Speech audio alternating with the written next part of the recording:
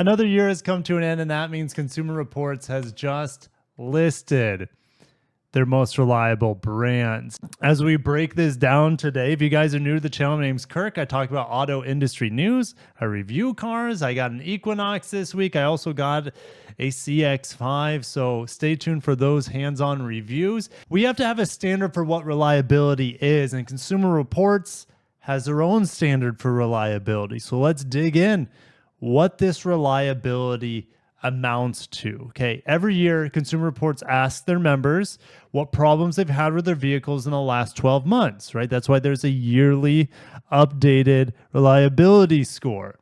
This year they gather data on more than 300,000 vehicles from the year 2000 to 2024.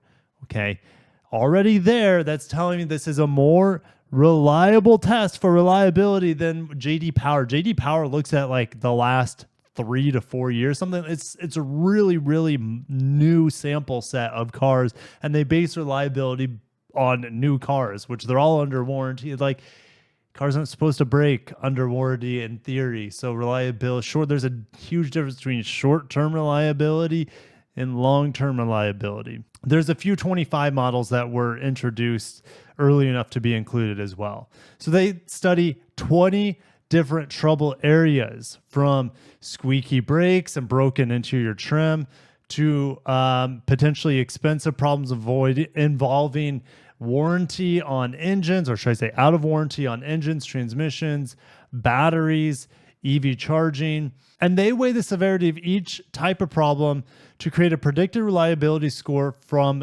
for each vehicle from 1 to 100. Those scores inform the final reliabilities we assign to every mainstream vehicle to calculate an overall vehicle score. They combine the reliability rating with data collected from our track testing, as well as our owner satisfaction results and safety data. We continue to gather more data on the growing number of electrified vehicles, from hybrids to PHEVs to EVs. For internal combustion engines, there are 17 potential trouble areas. EVs have up to 12 trouble areas. Hybrids have 19 trouble areas. Plug-in hybrids have 20 potential trouble areas. All right, starting at the very bottom of the list, Rivian by far is the least reliable vehicle on this list today. Wow, I can't believe Cadillac's so far down on the list as well. Not all Cadillacs are Escalades. I honestly think Escalade is probably the most reliable Cadillac. Let me know what you guys think down below. GMC, sister brand to Cadillac. Then we have Jeep. Then you have Volkswagen, okay? Tesla, fully electric, like Rivian, low on this list. Chevy just beating out Tesla by a point above GMC and Cadillac. All of them are General Motors brands. Volvo, owned by Chinese company Geely. They have software issues. That's the biggest issue I see on Volvos. Genesis. Wow. You would think Genesis I think J.D. Power typically ranks really high on predicted reliability. Their actual reliability here is not very good. Falling behind Ford and Nissan, then Buick, the most reliable General Motors brand. Heck, most of them are built in Korea. Maybe that's why it's more reliable than the rest of the models. All right, let's keep going. Hyundai, above Genesis. When you have luxury vehicles, they have more bells and whistles, more things to go wrong over time. And so that's why the reliability, in theory, on Cadillac versus Chevy is down, and Genesis versus Hyundai is down. Hyundai and Kia trading blows for reliability. They're pretty much the same cars, we know. BMW is in the top 10 for reliability. If you would have looked at this list maybe 10 years ago, I don't know if that would have been the case. It's surprising how far away Audi is from Volkswagen in terms of reliability. We're starting to see more and more Japanese makes, not necessarily made in Japan. A lot of Mazdas are made in Japan. All Acuras are made in North America. All right, the new ADX coming online, made in Mexico. A lot of Acuras, actually the rest of Acura is made in the United States. They no longer import the Legend / RLX from Japan. Honda, also like 99.9% made in North America, from Canada to the United States to Mexico, really good on reliability compared to these other models, or should I say other makes. Top 3, we have Toyota. Toyota in the top 3 at 62, Lexus outpacing Toyota here for reliability, and drumroll, Subaru.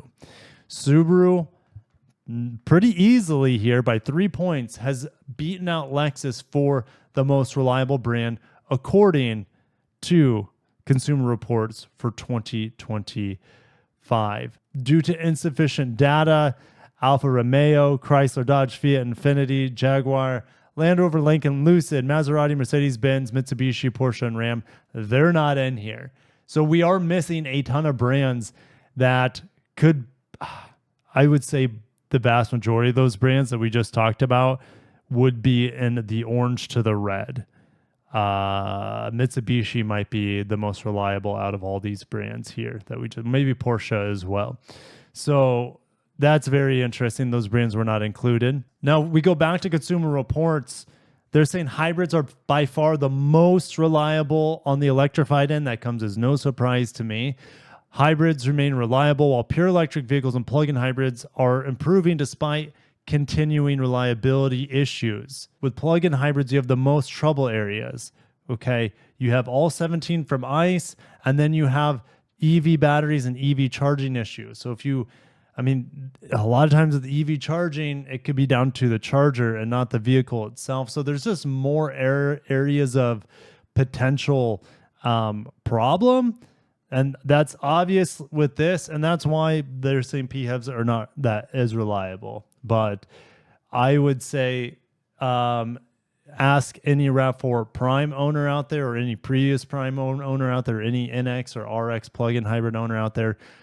I would say the vast majority of them would say it's extraordinarily reliable and one of the best vehicles they have owned. Now, I typically don't recommend the plug-in hybrids from Hyundai and Kia because they don't give you a lot of range for the added price on top of the normal hybrids, nor power or performance, nor efficiency when it's back in a normal hybrid mode. That will be fixed soon, though. I don't know why I'm getting off a tangent on plug-in hybrids. I'm trying to defend plug-in hybrids here, to be honest. EVs have the least amount of areas to go wrong, but EVs in general are still very new. If you look at a new manufacturer like Rivian, there's still a lot of bugs to work out. And that's why they're by far the least reliable model and maker, I should say, on this list. But long-term, EVs should be the most reliable vehicles with over-the-air updates, improving reliability, with batteries getting better over time.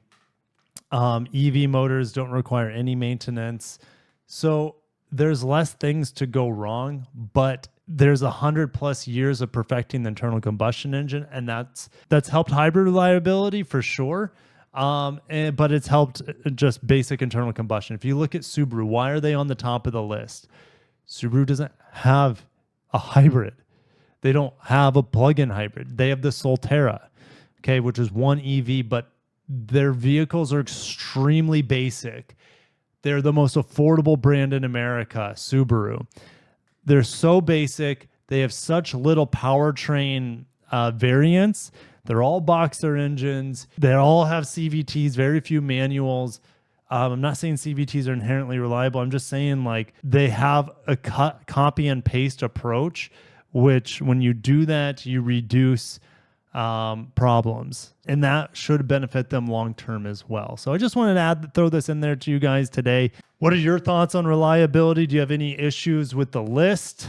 I guess I don't really have anything to argue here. I would just say EVs over time will get more and more reliable. Hybrids right now, in my opinion, are some of the best vehicles to buy for fuel efficiency, overall performance, smoothness, and long-term reliability as well, especially Toyota and Hondas. I don't know the reliability. I see a lot of old like Hyundai Sonata hybrids still kicking it on the road, so that leaves me to believe that a lot of the Hyundai and Kia hybrids are going to be reliable long-term as well. But that's just, I mean, I don't have a lot of data on that. But I'm going to end it there. Thank you guys for watching.